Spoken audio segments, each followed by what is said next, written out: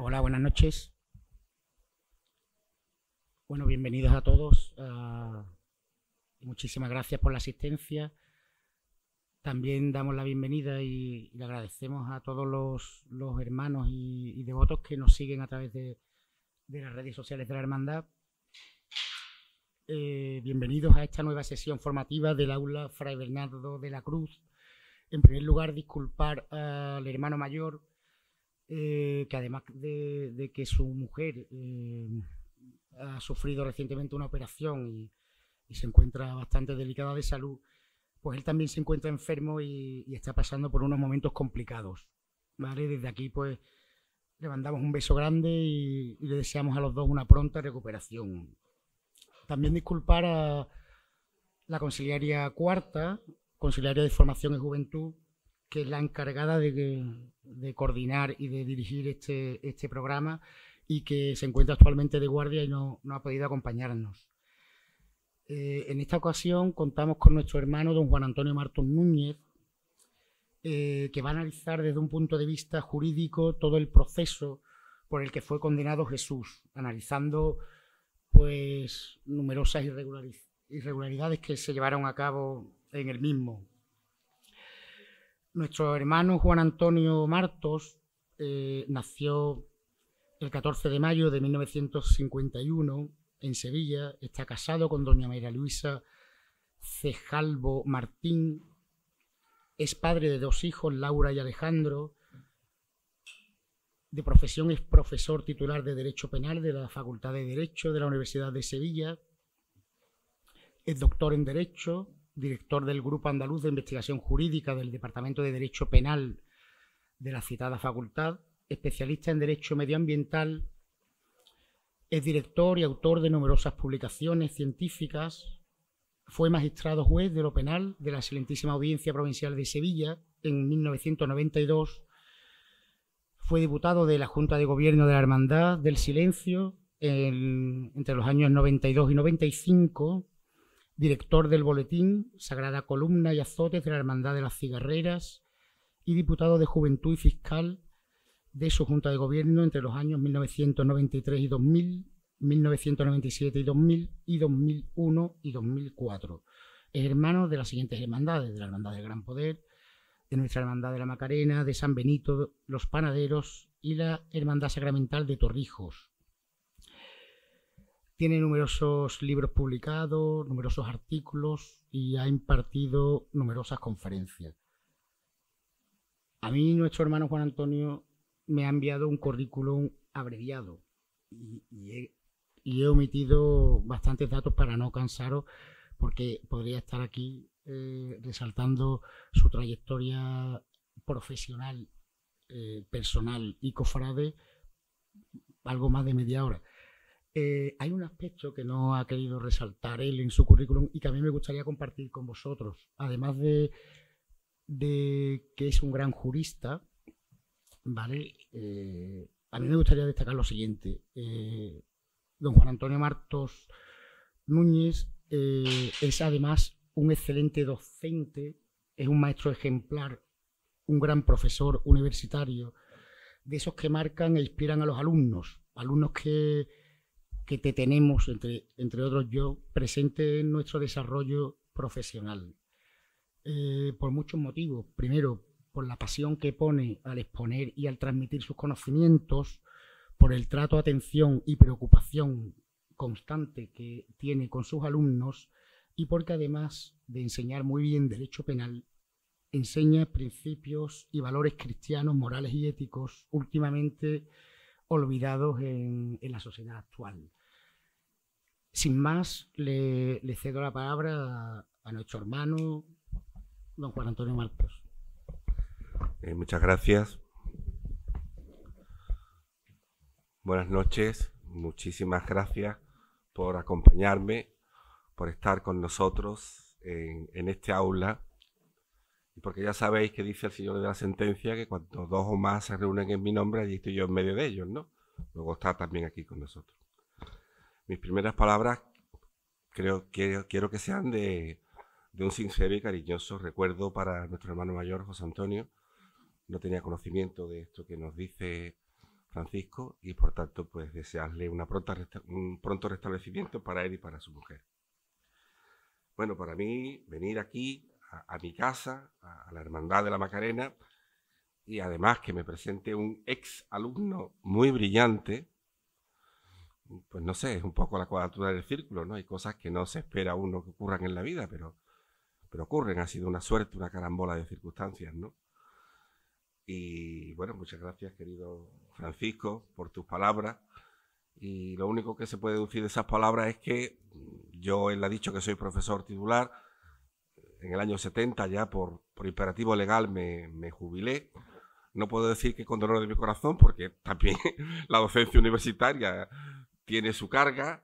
Pero bueno, la verdad es que yo me siento muy satisfecho no diría feliz o plenamente realizado, pues son conceptos que a mí se me escapan un poco, no lo veo un poco lejos, pero sí tranquilo, en paz, ¿no? Porque yo creo que fue una actividad de mi vida a la que yo, como él ha conocido perfectamente, me entregué apasionadamente. A mí en Sevilla me conoce muchísima gente, muchísimos alumnos, tanto en el ámbito de la abogacía como en el ámbito de la judicatura, como en el ámbito del derecho y de la universidad. Y bueno, yo creo que es un orgullo pasear por tu ciudad y que mucha gente, yo que soy muy despistado, a lo mejor no me acuerdo de ella, pues te salude y de alguna manera te felicite por esa labor, ¿no? En realidad, como sabéis, la docencia es también pues un ministerio, ¿no? Es como el sacramento del matrimonio, ¿no? Entonces, cuando uno elige ser docente es porque le pesa más esa transmisión que él ha dicho de valores, le pesa más ese deseo de comunicación que no otros factores que también son importantes, pero que en mi caso no fueron así, ¿no? Bueno, yo he venido a hablar del Señor de la sentencia. Y yo he venido a hablar de esa intitulación antigua que muchos hermanos jóvenes no conocen, que antes se le denominaba de la injusta sentencia que dieron a nuestro Señor Jesucristo. Esa fue la intitulación originaria, de la injusta sentencia que le dieron a nuestro Señor Jesucristo, porque esto que estoy diciendo tiene mucha importancia, como veremos. Posteriormente la hermandad evolucionó y se denomina hoy, como sabemos todos, nuestro Padre Jesús de la sentencia. No hay duda, creo que para todos los que estamos aquí está fuera de lugar, la existencia histórica de Jesús de Nazaret es indiscutible, demostrada arqueológicamente, demostrada científicamente, pero no hay duda tampoco, es indudable, del procedimiento criminal, insisto, criminal, que se incoa contra él. Como para mí tampoco hay duda de que se incoan dos procedimientos, uno religioso y otro estrictamente penal romano. ¿Y por qué digo esto? Pues porque hay autores y romanistas que dicen, no, lo único que se hace a Jesús es Poncio Pilato que lo condena y poco más o menos que lo que ocurre antes no tiene ningún valor, ningún peso histórico, ¿no? Bueno, desde un punto de vista romanista, desde un punto de vista muy selectivo en cuanto a la investigación cristológica, se puede mantener esa teoría, pero yo en absoluto la comparto. Jesús de Nazaret, el nazareno, como le llamaban, fue desgraciadamente objeto de una conspiración criminal. La conspiración criminal, como saben ustedes, es una suerte de delito. No se delinque solo por activa o por pasiva, también se delinque por la inducción, la conspiración y la proposición para delinquir. Nuestro Señor, por tanto, fue objeto de una conspiración y de una traición. O sea, ahí tienen ustedes dos elementos de distinta suerte, uno de carácter criminal, el otro de carácter humano, pero que son dos elementos decisivos, muy importantes para comprender lo que ocurrió.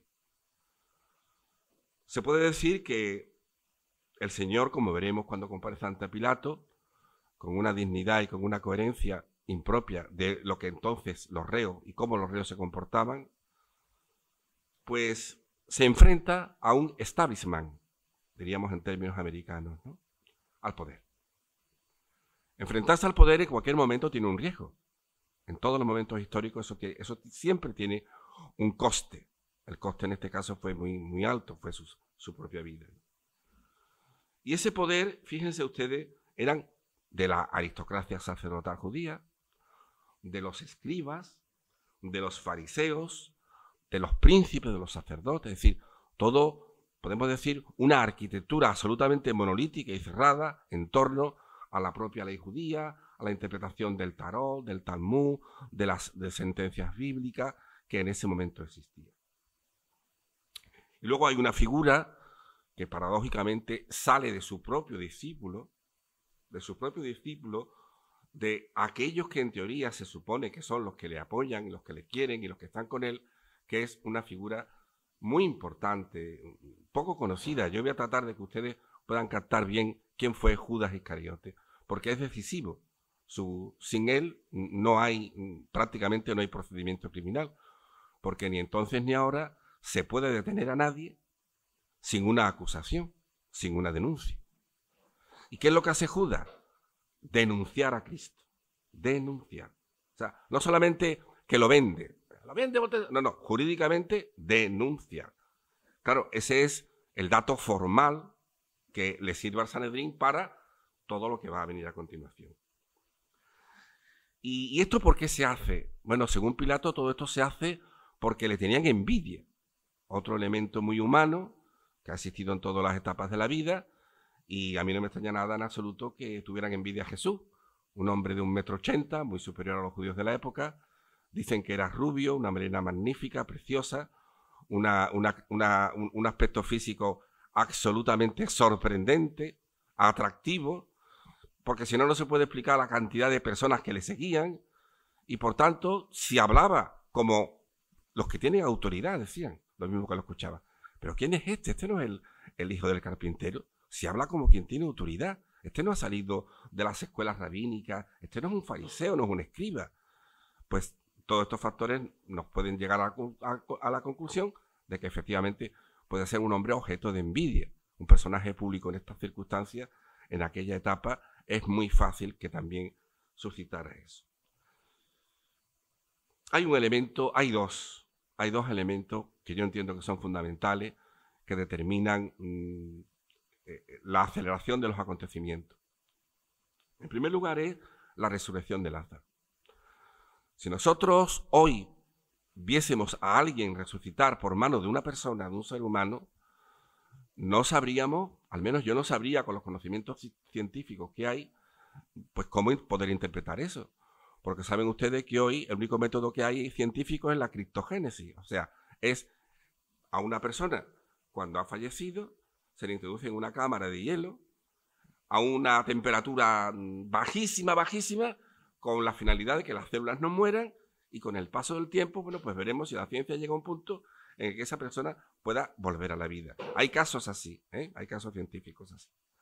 Fíjense ustedes, en la época, en la Palestina, en una sociedad más bien fundamentalmente, me refiero a nivel del pueblo, agraria, poco culta, lo que supone que un hombre, Jesús de Nazaret, resucite a otro hombre, que además llevaba muerto 4 días. La propia Marta le dice, no, pero ¿qué vas a hacer? Pero si ya lleva muerto 4 días. Lo resucitó. Y ustedes me podrán preguntar, bueno, ¿usted tiene algún elemento científico, alguna prueba de aquello? No, yo no la tengo, pero los que estaban allí lo vieron sí. Y los evangelistas también. Y lo resucita porque él, antes de resucitarlo, invoca al Padre. Jesús, siempre que va a hacer algo importante, siempre la relación entre él y su padre, Abba, es uña y carne, para que se manifieste tu gloria. Esto va a ocurrir para que se manifieste tu gloria. Bueno, eso lógicamente perturbó, eso provocó en la sociedad judía, no digamos ya en Caifás, en Anás, un auténtico desasosiego, porque claro, si este hombre resucita a los muertos, ¿qué no podrá hacer? Ya veremos qué influencia tiene esto en el propio Judas.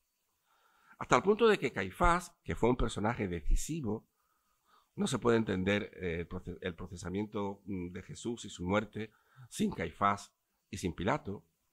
Bueno, pues Caifás inmediatamente cuando reúne al Sanedrín le dice, bueno, pues ustedes no sabéis nada, ustedes no tenéis ni idea de nada, no sabéis el peligro que encierra este hombre. Más vale que muera un hombre que no todo el pueblo perezca por un hombre. Y luego hay otro hecho también muy importante, que es la expulsión del templo. Jesús, cuando entra en Jerusalén, inmediatamente se va al templo. Y en el templo lo que hace es expulsarlo. ¿Pero por qué los expulsa? Porque él dice algo muy importante. Habéis convertido la casa de Dios en una cueva de ladrones. Cueva de ladrones. Y evidentemente él no podía tolerar esa situación. No podía consentir eso que se estaba produciendo. Y claro, ahí ya se granjea uno de los mayores enemigos, que fue Anás. Anás era, en aquella época, una de las personas más ricas de Israel. ¿Por qué era una persona más rica de Israel y por qué era una de las personas que tenían más poder? Porque durante 7 generaciones mantuvo ese poder a costa de lo que llamaríamos hoy mordidas o corruptelas, para que vean ustedes que todas las cosas no son tan antiguas, que eso tiene un trasunto, un traslado en el presente y quizás, quién sabe, también pueda tenerlo en el futuro. Es decir, cuando un israelita iba a hacer una ofrenda, a hacer cualquier acto, lógicamente una paloma, parte de eso iba, no al templo, a Anás. Y de eso él tenía una fortuna asegurada. Y claro, Anás vio que este hombre a mí me va a quitar el negocio. Utilizando una terminología hoy un poco, este hombre es un enemigo mío. Y sobre todo, lo peor que hay no es el enemigo político. No nos dejemos llevar por la vorágine que vivimos. El peor enemigo que hay es el enemigo financiero, el económico. Porque yo al político lo puedo tumbar, pero al financiero es más difícil. Porque ese tiene 2 cosas, dinero y poder. Siempre el dinero y el poder, como veremos, han estado unidos. 6 días antes de la Pascua va Jesús a Betania, donde estaba Lázaro, a quien Jesús había resucitado. Le dispusieron una cena y Marta servía y Lázaro era de los que estaban en la mesa con él. María, tomando una libra de ungüento de nardo legítimo, de un gran valor, ungió los pies de Jesús y los enjugó con sus cabellos y la casa se llenó de un dolor de ungüento. Judas Iscariote, uno de sus discípulos, el que había de entregarlo, dijo: ¿por qué este ungüento no se vendió en 300 denarios y se dio a los pobres? Un denario al día era el jornal de un obrero. Esto lo decía, según San Juan, porque era un ladrón. Así lo califica su propio compañero, digamos, de enseñanza de Jesús. Ladrón. Y llevaba él la bolsa. Y de la bolsa, dice San Juan, hurtaba todo lo que podía, todo lo que le echaba. Bien, indaguemos un poco en esta figura de Judas Iscariote. Algunos autores han tratado de decir ¿por qué Judas traiciona a Jesús? Bueno, porque simplemente era una persona que le dominaba la avaricia. La avaricia, como saben ustedes, es un desorden, lógicamente, que nos lleva o le lleva a la persona que lo padece pues a no tener en su vida otro objetivo más que el dinero y los bienes materiales.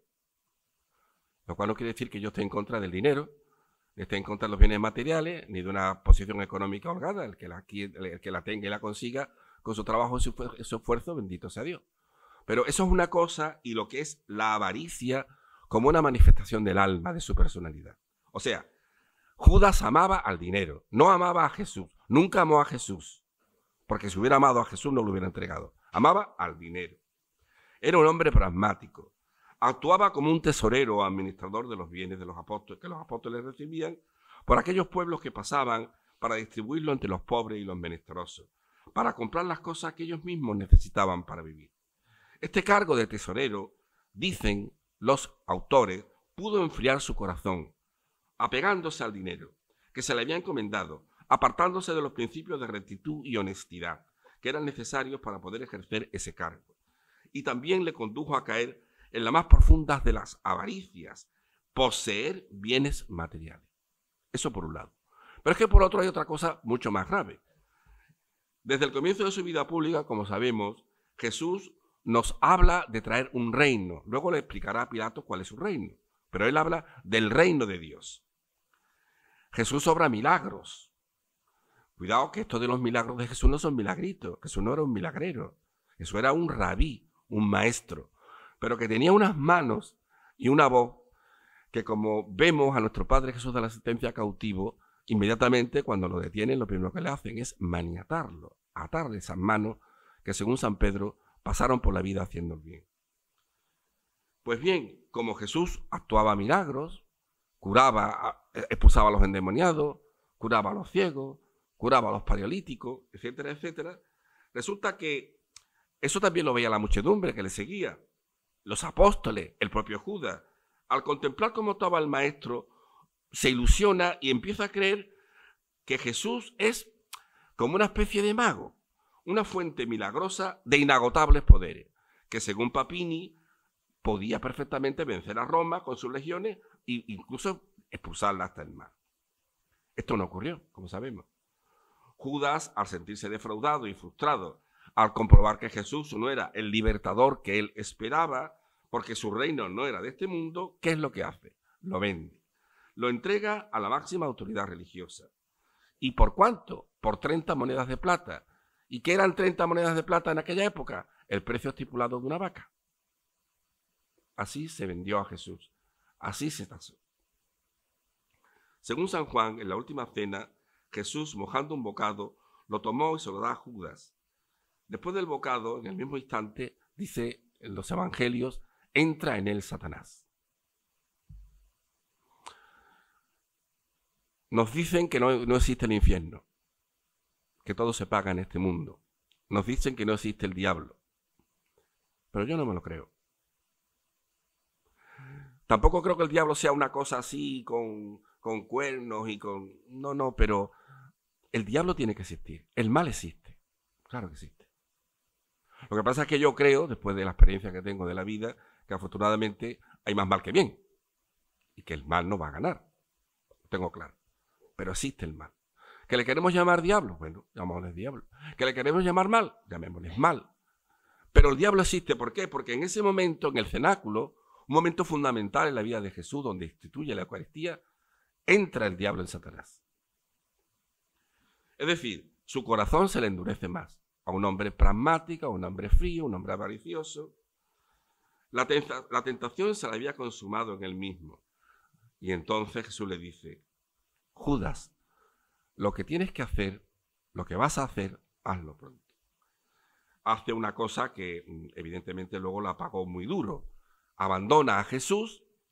El que abandona a Jesús, eso lo tiene difícil, ¿eh? Porque encontrarlo es más difícil todavía. Pero cuando se encuentra te atrapa y no te deja más. Ahora abandonarlo, eso es difícil. Pero no solamente abandona a Jesús, es que abandona a sus compañeros, a sus discípulos. El abandono, la traición y el abandono. Judas, viendo que le había entregado a Jesús y cómo iba a ser condenado, porque evidentemente él dice, bueno, ¿cuánto me dais si os lo entrego? Está claro de que Jesús no se entrega o no se le detiene, digamos, para interrogarle y, bueno, vamos a hacerle una reconvención, una amonestación pública. No, a Jesús se le detiene, se le persigue, se le busca para matarlo. Eso él lo sabía. Devuelve las 30 monedas de plata a los príncipes de los sacerdotes y a los ancianos y dice, he pecado. El sentimiento del pecado. Esa es otra. Hoy no tenemos sentimiento del pecado. No lo tenemos. Y no lo tenemos porque yo el primero, somos todos muy soberbios. Muy soberbios, nos creemos que tenemos la verdad. Y si hacemos algo que no es correcto, le damos 40.000 vueltas para pensar, bueno, es que no tuve otra oportunidad, otra vez lo haré mejor. Judas sabe que ha pecado. O sea, este es un hecho importante. Es un hecho importante porque además no solamente ha pecado, es que él ha entregado sangre inocente. O sea, volvemos a lo mismo. No lo acusa para un simple interrogatorio. Lo acusa para que efectivamente de ese interrogatorio devenga lo que fue después, la muerte. Los príncipes de los sacerdotes le contestan, ¿y a nosotros qué? O sea, ¿qué historia nos cuenta a nosotros? Arroja las 30 monedas de plata y se ahorcó. Se suicidó. Curiosamente, como veremos, la misma muerte que va a tener Pilato. Los dos se ahorcan. O sea, los dos se suicidan, uno ahorcándose y otro, como veremos, de otra manera. Esas monedas de plata, dicen los príncipes de los sacerdotes, no es lícito echarlas al tesoro, porque son precios de sangre. Volvemos otra vez al sentimiento del pecado, volvemos otra vez a la sangre de un inocente. Otra cosa, se arrepintió, admitió que había pecado, pero es que el pecado de Judas no tiene esperanza. Esta que es la razón de nuestras vidas, que nos preside. Es un arrepentimiento carente de esperanza. ¿Por qué? Porque su mente se turbó de tal manera al ver lo que había hecho que le pasó lo contrario de lo que es ella. ¿Qué es lo contrario de ella? La desesperanza. Entró en una desesperanza. Y esa desesperanza fue tan profunda que le determinó ahorcarse. Bien. Judas al frente de la cohorte y el tribuno, que esto es muy importante también, porque hay quien dice, no, si el prendimiento de Cristo no tuvieron nada que ver los judíos, eso fueron los romanos, o al revés, ¿no? Los romanos no tienen nada que ver, eso fueron los judíos. No, fue una operación conjunta. En Jerusalén, en aquella época, en ese momento histórico, no se movía una mosca sin que se enterara Pilato. Es imposible que fueran los judíos por libre. Por eso dice San Juan, Judas al frente de la corte y el tribuno. Pero es que la corte la integraban 5 o 6 centurias. Cada una tenía 3 compañías, junto a los sicarios, judíos, vigilantes y policías del templo y colaboradores del Sanedrín, sumaron 800 personas. 800 personas para detener un hombre, que era mano iba armado, que no tiene un ejército.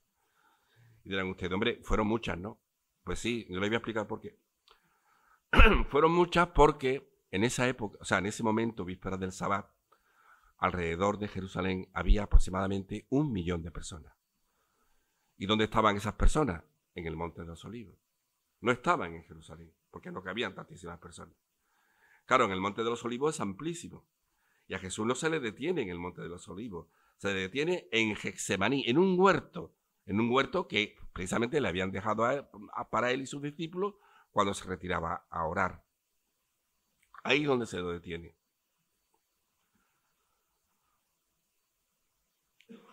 Es decir, que Judas, con su comportamiento, le da al Sanedrín esa acusación formal que decíamos antes, que en derecho es necesaria para que pueda ser detenida una persona. ¿Y cómo fue el prendimiento de Cristo? Bueno, tenemos una pintura extraordinaria del Greco, el expolio de Cristo, recién restaurada, supongo que ustedes la habrán visto, maravillosa, pero también ahí ocurre algo extraordinario. En todos los momentos que vamos a ver están pasando cosas que no son propias de un reo normal y corriente. Se adelantaron, echaron manos sobre él, se apoderan de él, y Jesús les dice, como un ladrón habéis salido con espadas y garrotes a prenderme. Todos los días me sentaba en el templo para enseñar, no me prendiste. Pero esto sucedió para que se cumpliesen las Escrituras y los profetas. En este momento ocurre algo absolutamente decisivo, el abandono. El abandono. Cautivo, porque lo van a maniatar, y abandonado. ¿Y abandonado por quiénes? Pues en teoría por los que más le quisieron, por todos sus discípulos, todos menos Juan. Jesús preguntó, ¿a quién buscáis?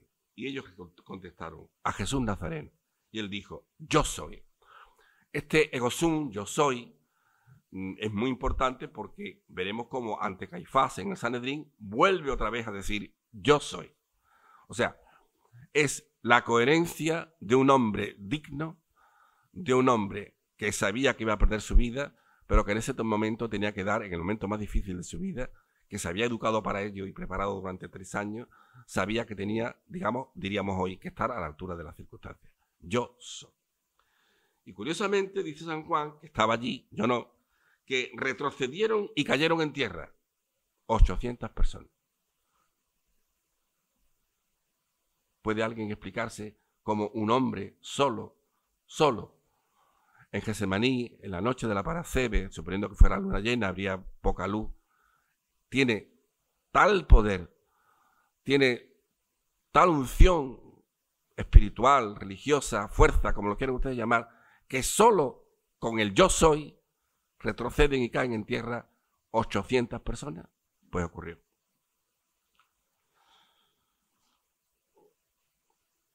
En ese momento hay una figura que es Pedro, como saben ustedes, sobre el que está depositada nuestra iglesia, que saca la espada, la hiere a un siervo del pontífice, a Malco le corta la oreja, y Jesús le curó tocándole la oreja, y increpa a Pedro y le dice: vuelve tu espada a su lugar, porque el que toma la espada, a espada morirá.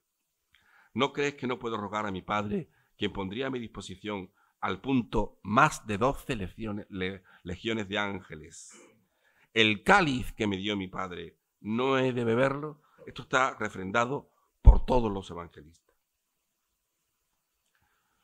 La cohorte, el tribuno, los guardias de los judíos prenden a Jesús. Es la primera vez que lo tenemos ya maniatado con sus manos, como lo vemos a nuestro Padre Jesús de la sentencia, y lo ataron. Lo llevaron primero a Anás, porque Anás era el suegro de Caifás, sumo sacerdote aquel año. Bien, ¿por qué, digan ustedes? Bueno, ¿y por qué lo llevan desde el Getsemaní hasta la otra parte donde estaba el palacio de Anás? Prácticamente realiza durante todo este itinerario una cantidad de tiempo y de lugar y de espacio tremenda, ¿no? Pues por una razón estratégica, ni jurídica ni política. Caifás era un hombre muy astuto, hasta tal punto, fíjense ustedes que era astuto, que doblegó la voluntad de Pilato. Hay que ser astuto. Y Caifás sabía que Anás, su suegro, era un hombre muy poderoso, que ahora tenía mucha experiencia. Entonces él quería quedar bien con su suegro. Y le dijo como: mira qué bueno soy, mira cuánto te aprecio, mira cuánto te valoro, que te entrego aquí al reo, a ver qué te parece a ti. Lo que va a ocurrir ante Anás no tiene ningún valor jurídico. Eso no es un interrogatorio en sentido jurídico. Porque Anás le pregunta a Jesús, porque Anás creía que Jesús era el jefe de una secta. Saben ustedes que una secta hoy, pues tiene unas connotaciones que no son propiamente la predicación, que es lo que Jesús hacía, ¿no? Le pregunta sobre su doctrina y Jesús dice: yo públicamente he hablado al mundo. Siempre enseñé en la sinagoga, en el templo, donde concurren todos los judíos. Nada hablé en secreto. Este secretismo es la característica una esencial de cualquier secta. ¿Qué me preguntas? O sea, el interrogado pregunta a su vez, interroga a su vez al que le acusa. Pregunta a los que me han oído qué es lo que yo les he hablado. Ellos deben saber lo que les he dicho. Nada más decir estas palabras, Malco, aquel a que Jesús curó en la oreja, le da una bofetada. Bueno, aquí tienen ustedes ya dos dolores o sufrimientos de Jesús diferentes. Porque veremos, y nos lo dirá y nos recordará una persona muy querida en la Hermandad de la Macarena, Antonio María Calero de los Ríos, que Jesús sufrió mucho, pero no solo físicamente, sino psicológicamente. El primer sufrimiento fue la traición, pero es que el segundo fue la bofetada. Darle una bofetada a un hombre maniatado no es ni más ni menos que un acto de cobardía, porque un hombre maniatado no se puede defender. Y Jesús le contesta: si hablé mal, muéstrame en qué. Y si bien, ¿por qué me pegas? Bueno, esta pregunta de Jesús del por qué me pegas tiene mucha actualidad hoy. ¿Por qué me maltratas en la violencia de género? ¿Por qué me asesinas en la guerra? ¿Por qué me excluyes? ¿Por qué me persigues? El por qué me pegas tiene una actualidad tremenda en todos los actos de violencia física y psicológica que se hacen hoy continuamente contra tantos de nuestros hermanos. Esta respuesta de Jesús desde el punto de vista jurídico era perfecta. ¿Por qué? Porque, en primer lugar, Jesús responde con un tono tranquilo.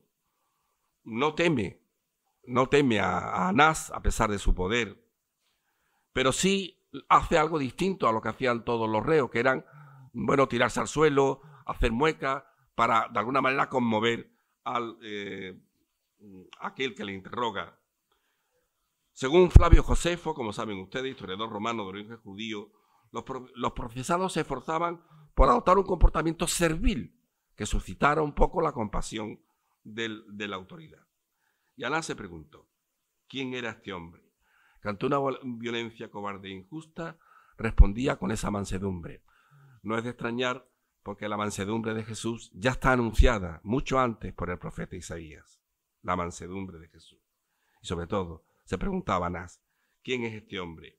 Que no demostraba tenerle miedo, ni siquiera a él, que era el más poderoso del mundo, humillado y apresado. Anás envía a Jesús atado ante la presencia del sumo pontífice Caifás, su yerno. Caifás era un hombre físicamente endeble, pero muy hábil, muy astuto políticamente. Apaciguó a los romanos, a la administración civil judía, por medio de la adulación y de la entrega. Todos estos estrategas políticos son maestros en ese arte tan recurrente incluso hoy como estamos padeciendo, de la intriga y de la adulación. Casi 20.000 sacerdotes, acólitos y soldados estaban bajo su mando. Jesús es llevado al Sanedrín.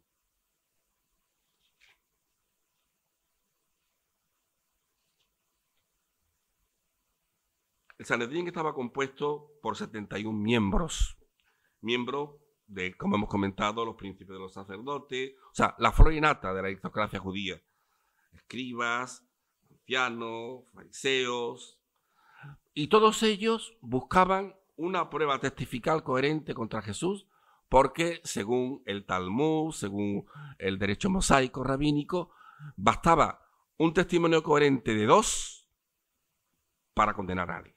2, nada más. Ni eso consiguieron. La discordia, la falsedad de los testimonios. Llegó un momento que aquello, fíjense, de noche, cosa que además estaba prohibida, estaba prohibido por el derecho rabínico, una de las irregularidades, como decía antes Francisco, del procedimiento criminal contra Jesús. De noche en el derecho judío, ni entonces ni ahora, se puede incoar un procedimiento criminal de muerte, de condena a muerte contra nadie.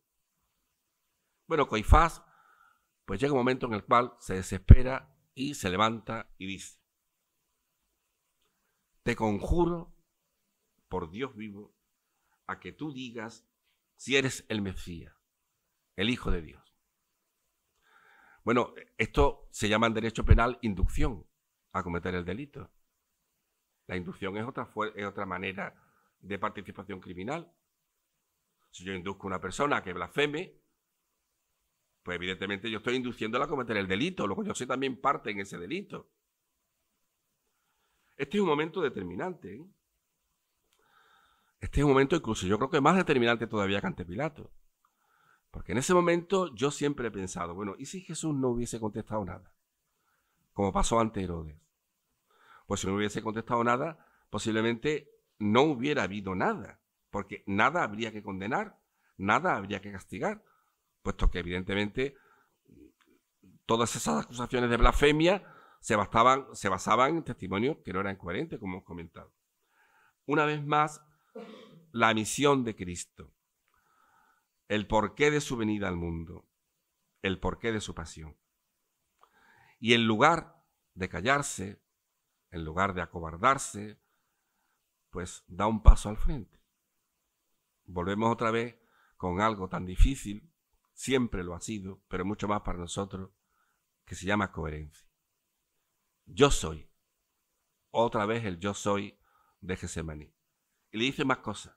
Veréis al Hijo del Hombre sentado a la diestra del poder. ¿Cómo está? Vivo y resucitado. Y lo veréis venir sobre las nubes del cielo. O sea, que va a venir otra vez. Yo no sé si lo veré, pero que va a venir otra vez, porque lo ha dicho. Y normalmente todo lo que dice Jesús ni se equivoca y además siempre se cumple. Del Evangelio de San Mateo y de San Marcos. Bien, este es el momento decisivo en el que Caifás se rasga las vestiduras. No era un acto, digamos, teatral, tenía que hacerlo así, porque así se lo exigía la reglamentación rabínica. Y pregunta, ¿habéis oído la blasfemia? ¿Qué os parece? Ha blasfemado. Y todos contestaron lo mismo.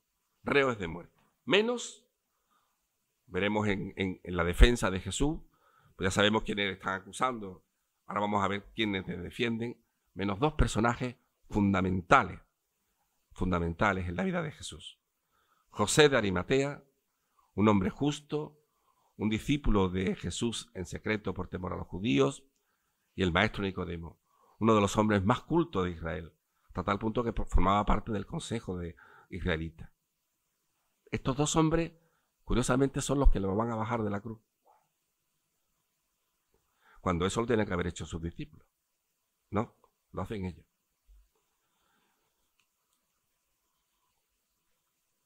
Los príncipes de los sacerdotes, con los ancianos y con los escribas, llevan a Jesús a Pilato. Vamos llegando ya al momento importante de nuestro misterio, en el que no lo vemos cara a cara, porque Jesús, como sabéis, va como tiene que ir. Aquí estoy yo soy Jesús Nazareno, el rey de los judíos. Antes sabíais, lo digo para los jóvenes que están aquí, que no era así, que Jesús iba frente a Pilato. No siempre Jesús ha ido en el paso al frente, no, a veces ha ido justamente, muchos momentos históricos, hay prueba documental de ello, justamente frente a Pilato. Y ahora lo vamos a ver así, frente a Pilato. Pilato, que era un hombre muy sagaz, como veremos, lo primero que hace es preguntar, bueno, ¿y qué acusación trae contra este hombre? ¿Qué acusación? Porque claro, llevarle a un reo a Pilato, ya sabemos que eso va a terminar mal. Por eso, Pilato, bueno, lo tendrá que acusar de algo, no me lo habrán traído aquí, ni me lo han molestado, porque sí, ¿no? Y entonces los judíos le dicen que hemos encontrado a este hombre permitiendo al pueblo. Prohíbe pagar el tributo al César, lo cual es falso. Jesús siempre dijo, al César lo que es del César y a Dios lo que es de Dios. Dice ser el Mesías rey, también es falso. Jesús jamás, ni siquiera en la transfiguración, en el monte Tabor, ni siquiera cuando curó a un paralítico, consentía ser invocado como Mesías rey. Y entonces ya Pilato vio la puerta, dijo, bueno, muy bien, tomadle vosotros, juzgadlo según vuestra ley. Para eso yo os he dejado una ley. Para eso Roma os ha dado un estatuto de autonomía. Para eso tenéis un Sanedrín. Para eso tenéis una guardia, una policía. Tenéis unos métodos para poder, de alguna manera, el autonomía se establece, pues si ha blasfemado, pues a vosotros veáis. Y ellos, Caifás, dicen, es que a nosotros no nos es permitido matar a nadie. ¿Y esto por qué? Pues porque Roma, cuando ocupaba una provincia, la provincia significa campo vencido, se reservaba el jus gladi, el derecho a la espada. No podía haber ninguna condena en Jerusalén, en Israel, en cualquier provincia ocupada por Roma, que no llevara el place, la autorización del procurador romano. Bueno, ahora viene el momento decisivo para nosotros, los hermanos macarenos, y todas las personas que están aquí, aunque no sean hermanos, y sean devotos del Señor de la Sentencia. Vamos a ver el diálogo de dos hombres muy distintos, de un tirano, de un hombre sin escrúpulos, de un hombre que había mezclado la sangre de los judíos con la sangre del sacrificio en el templo, de una parte, y vamos a ver a el hijo del carpintero, Jesús de Nazaret, un hombre que, para resumirlo, como diría Pedro en los Hechos de los Apóstoles, pasó por la vida haciendo el bien. Ya está, no vamos a ver más que eso. Pilato era muy fino, era no solamente epicúreo, no solamente un hombre amigo del César, eques illustre de los caballeros ecuestres, era también jurista. Los procuradores romanos también sabían derecho, aparte de que era un militar, por supuesto, ¿no? La primera pregunta es al corazón del problema. ¿Eres tú el rey de los judíos? Es lo primero que le pregunta. ¿Eres tú el...? Porque a mí lo que me interesa es eso. Ya lo demás, que me digan que tú hagas milagros, a mí no me importa. Pero a mí eso me preocupa. ¿Tú eres el rey de los judíos? Del Evangelio de San Mateo, San Marcos y San Lucas. Jesús le contesta, mi reino no es de este mundo.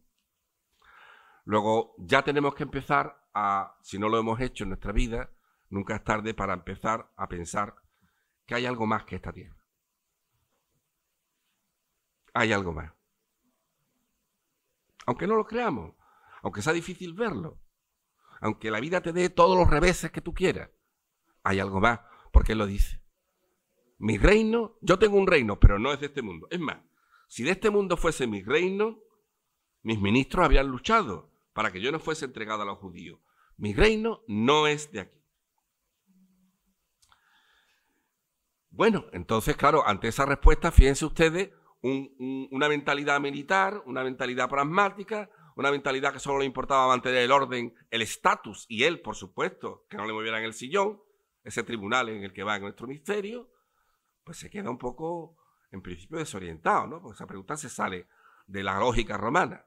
Y él sigue y le contesta, luego tú eres rey. Aunque tu reino no sea de este mundo, tú eres un rey. Y Jesús le dice con una gran sabiduría y además con una gran, como era, ¿no? Con una gran manifestación evangélica y clara. Tú dices que soy rey, no lo digo yo. Tú dices que soy rey. Y le dice algo que es fundamental para nosotros los macarenos, los creyentes y los cristianos de todo tiempo y lugar. Yo para esto he venido al mundo, para dar testimonio de la verdad. Todo el que es de la verdad oye mi voz. Claro, cuando Poncio Pilato oye la palabra verdad, esa palabra no estaba en su diccionario, ¿no?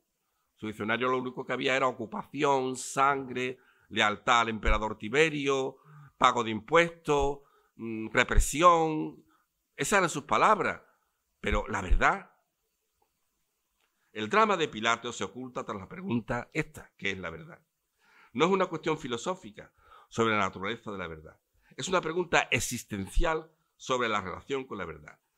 Es un intento de escapar a la voz de su conciencia, que ordenaba, como luego pasó, reconocer la verdad y seguirla. ¿Por qué? Porque el hombre que no se deja guiar por la verdad es capaz incluso, como ha proclamado su santidad Juan Pablo II, de dictar una sentencia contra un inocente. Cosa que, por otra parte, repugna. Aquí tenemos a un ilustre jurista y sabe, y cualquiera que haya aquí, que no hay cosa más repugnante y más antijurídica que la condena de un inocente. Por definición, todo inocente, si no hay culpabilidad acreditada contra él, no puede ser condenado. Tiene que ser libertado, necesariamente. Así funciona el derecho penal en todos los países.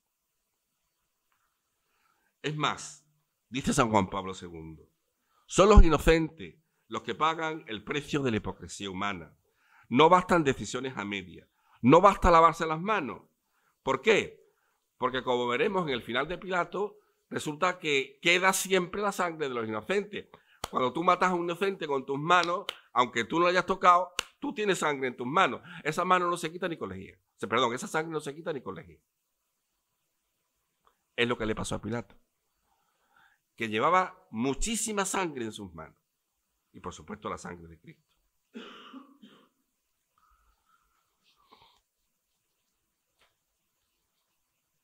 El gobernador manifiesta a los príncipes de los sacerdotes, a la muchedumbre, que no haya delito en este hombre, del Evangelio de San Lucas y de San Juan.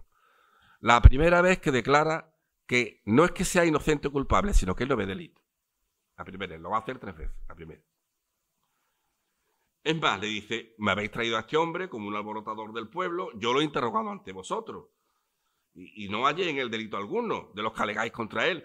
Es más, dice, ni siquiera Herodes, que no lo podía ver, pero que en ese momento, a propósito del reo que lo lleva, que lo trae, de Pilato a Herodes y de Herodes a Pilato, nos lo ha vuelto a enviar. Nada hecho digno de muerte.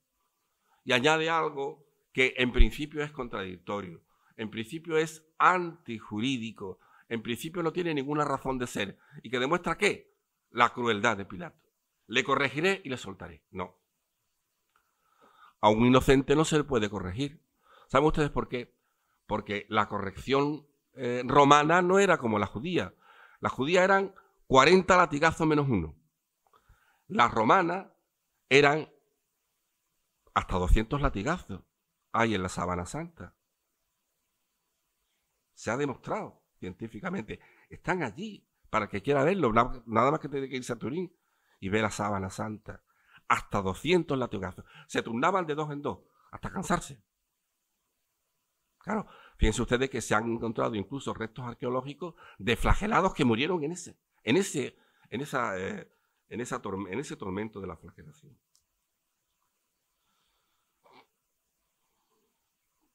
según la ley judía, Cristo tenía que morir porque se había hecho hijo de Dios. No había cosa para un judío que, ni blasfemia mayor que el manifestarse hijo de Dios. Por eso le pregunta otra vez Pilato a Jesús: ¿de dónde eres tú? Ya aquí Pilato empieza a tener una actitud, como veremos luego en el misterio de San Benito, la presentación al pueblo, se le ve ya algo no incómodo, un poco más, un paso más, casi temeroso. ¿De dónde eres tú?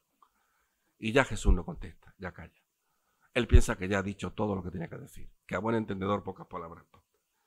Y ahora surge la actitud propia del poder.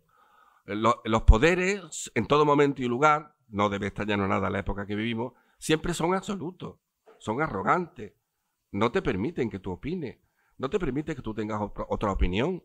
Ellos quieren que tú tengas su opinión, que tú vivas al son y cante y baile de oye. Por eso Pilato le dice: a mí no me responde. Pero bueno, esa frase, usted no sabe con quién está hablando. Es más, le dice: ¿no sabes que yo tengo poder para soltarte y para crucificarte? Y Jesús le matiza: no tendrías ningún poder sobre mí si no se te hubiera sido dado de lo alto.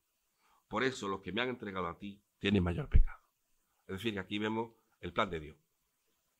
A veces yo he hablado con muchas personas, sacerdotes, investigadores, conmigo mismo, en muchos momentos de reflexión de mi vida que he tenido al escribir esto, al estudiar esto.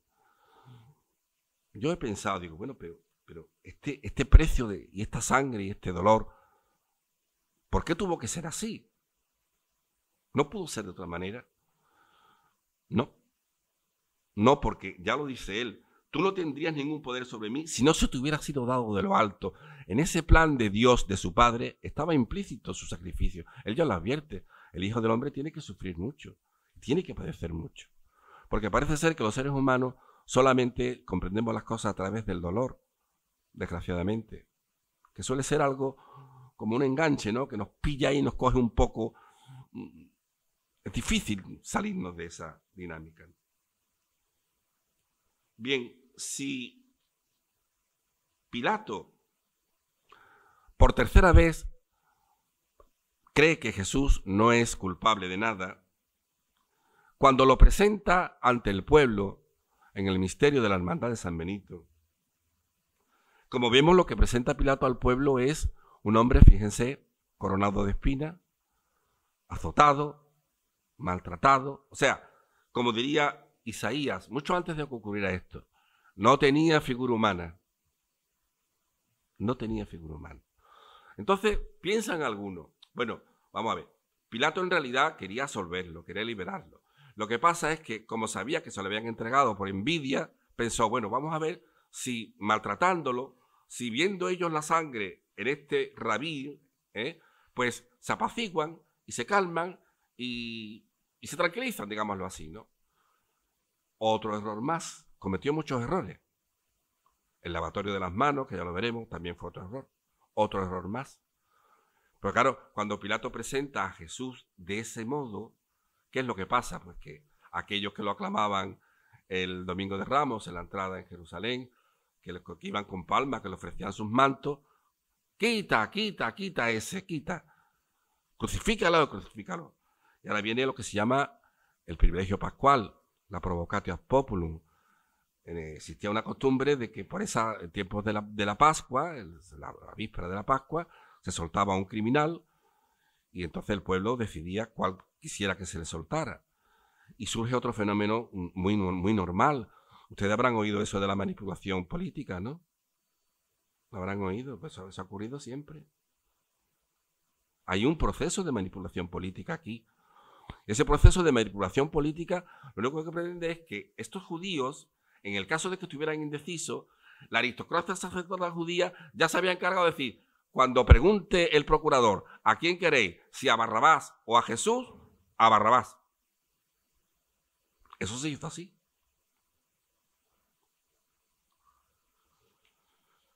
Bien, llegamos a la sentencia. Me he comprometido con mi querido Francisco 3/4 de hora y si me permiten 10 minutitos más para no dejarles con... Porque ven que estoy pasando todo lo rápido que puedo, ¿no? Pero hay cosas que hay que detenerse.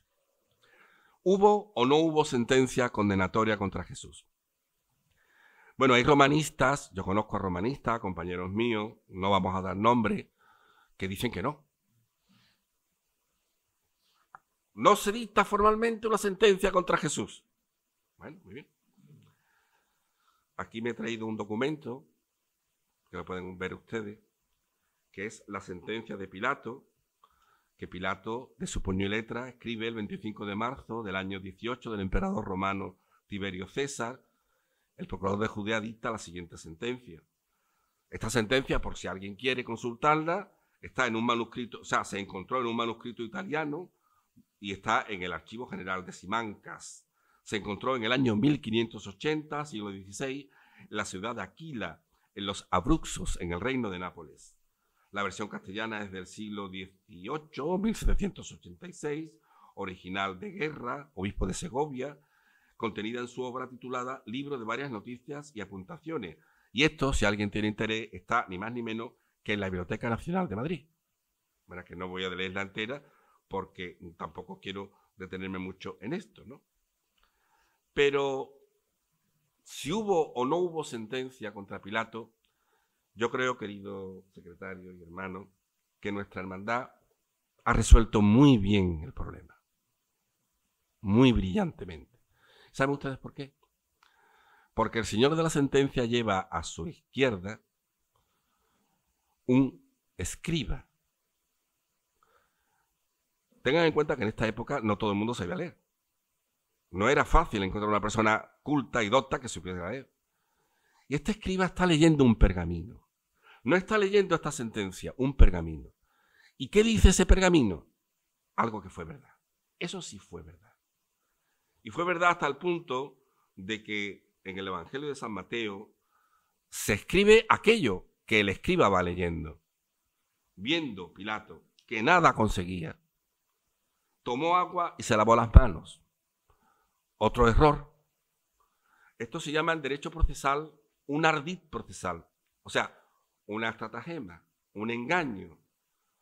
Tú no tienes por qué decir que yo me lavo las manos y que soy inocente de la sangre de este reo, porque a ti nadie te ha acusado. Tú no eres el acusado.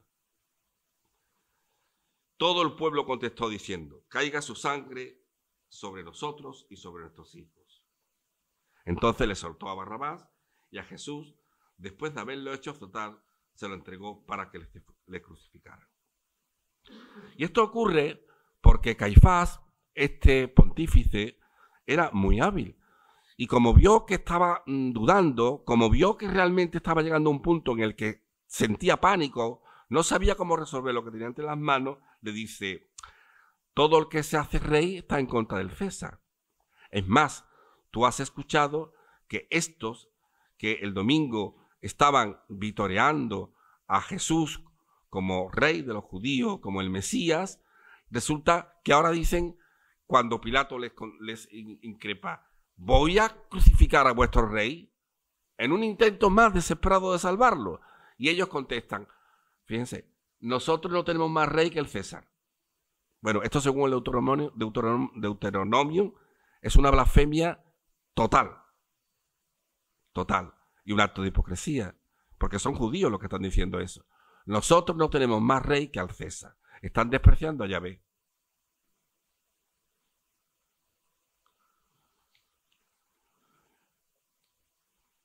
Y dos cositas más, si me permite, sobre nuestro amadísimo, bellísimo, no tengo calificativo, paso de misterio del Señor de la Sentencia. Hay dos personajes fundamentales. Uno, el romano que está al lado de Pilato. Si ven ustedes ese romano, de alguna manera está con la mano hacia este lado, como intentando hacer algo, moverse, y con la otra mano tiene el cuerpo hacia Poncio Pilato. Este es Quinto Cornelio. Quinto Cornelio es el centurión romano, un oficial romano, no uno cualquiera, un centurión, un oficial romano, que le encarga a Pilato la ejecución de la sentencia. La cohorte itálica, que nosotros decíamos que fue la que prendió a Jesús en el Getsemaní, era de la Sexta Legión. Tenía la guardia del águila. la insignia o emblema como cohorte elegida y famosa. A esta legión se le llamó también hispánica y española. La palabra itálica, como sabemos, se empleaba para designar esta ciudad o la procedencia de ella. La itálica se refiere a esta ciudad, a la patria de Trajano y Adriano. La cohorte donde figuraba Quinto Cornelio como centurión, según costumbre, la formaban jefes y soldados oriundos, nacidos de la misma ciudad. Por eso, Antonio Hermosilla Molina, médico ilustre de Sevilla y presidente del Ateneo, como saben ustedes, sostiene que los soldados que participaron en el proceso de Jesús en Jerusalén eran sevillanos. Última cuestión. Claudia Prócula. Hemos dicho que a Jesús lo defienden José de Arimatea, el maestro Nicodemo, personas muy importantes y muy ilustres de Jerusalén, de Israel, y Claudia Prócula. El personaje de Claudia Prócula, al lado de Poncio Pilato, a lo mejor puede pasar desapercibido, pero fíjense ustedes, es enternecedor. Es definitivo. Porque Claudia Prócula, que conocía muy bien la crueldad de su marido, le dijo, envió a una persona que le dijera, justamente cuando estaba en el tribunal, cuando está sentado Pilato antes de dictar esa sentencia y lavarse las manos, no te metas con ese justo, porque he padecido mucho hoy por él en sueños. Y la palabra justo que emplea Claudia Prócula es la misma que empleó Quinto Cornelio cuando vio a Cristo crucificado en la cruz y dijo, verdaderamente este hombre era justo. Dice San Juan, viendo cómo moría. La palabra justo es una palabra, es un título cristológico, que significa precisamente ese sentido de que el hombre, el Hijo del Hombre, como él se hacía llamar, pasó por esta vida para la liberación del pobre y del oprimido. Por eso nuestro Padre Jesús de la Sentencia, a quien vimos maniatado, él no puede hacer nada, pero nosotros sí podemos hacer mucho por los demás. Nosotros no tenemos las manos maniatadas. Y si no, ahí tienen ustedes, entre otras, por ejemplo, nuestra asistencia social. Pues es el Cristo de los pobres, de los oprimidos, de los discriminados, de los encarcelados, de los asesinados, porque, como ya él mismo dijo, nadie tiene amor más grande que el que da la vida por sus amigos. Y por último, permítanme una reflexión, porque no he hablado para nada de ella. Y claro, dirán ustedes, mal hermano sería yo y mal macareno si persiguiéndome esa belleza, pues no me dirigiese a ella, ¿no? Stabat Mater dolorosa iusta cruces lacrimosa. José de Arimatea y el maestro Nicodemo bajaron el sagrado cuerpo de Jesús y lo depositaron en un lienzo en brazos de su madre. Se cumplió la profecía del anciano Simeón. Una espada atravesará tu alma para que se descubran los pensamientos de muchos corazones. La sagrada cabeza de Jesús, reclinada en la rodilla algo levantada de María. La Virgen poderosa, fuerte como la torre de David, besó las mejillas ensangrentadas de Jesús. Mas, y ahora viene lo importante, no siendo lo que se ha dicho anteriormente en absoluto desdeñable, pero lo que viene a continuación es, si cabe, todavía más importante, porque el domingo, el primer día de la semana, con la nueva amanecida, ¿tú qué has visto en el camino? Señora de la esperanza, estrella de la mañana. Vi el sepulcro de Cristo viviente, la gloria del que resucitó, a unos ángeles, el sudario y los vestidos. Resucitó Cristo, mi esperanza, nuestra esperanza. Tú, Rey victorioso, ten piedad. Aleluya, aleluya. Resucitó. Cristo a la muerte venció. Aleluya, aleluya. Muchas gracias.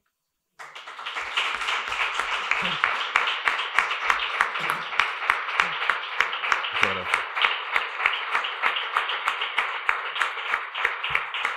Muchas gracias.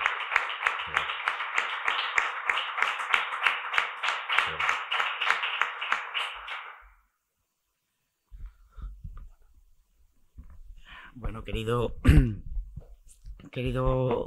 Juan Antonio, muchísimas gracias por esta interesante exposición en la que nos has analizado, ¿no?, la injusticia del proceso al que fue sometido Jesucristo y en la que también nos ha recordado a los macarenos y a todos los cristianos pues que estamos llamados a dar testimonio de la verdad y que tenemos que luchar y evitar esa conspiración, esa traición, ese maltrato, sea cual sea su forma, la envidia, la soberbia y sobre todo la desesperanza. Muchísimas gracias, Juan Antonio, por acompañarnos y en nombre del hermano mayor y de la Junta de Gobierno queremos hacerte entrega de un recuerdo que seguro que tienes muchos en tu casa, pero nos gustaría que este detalle, ¿no?, en nombre de la hermandad, de tu hermandad de la Macarena. Muchas gracias.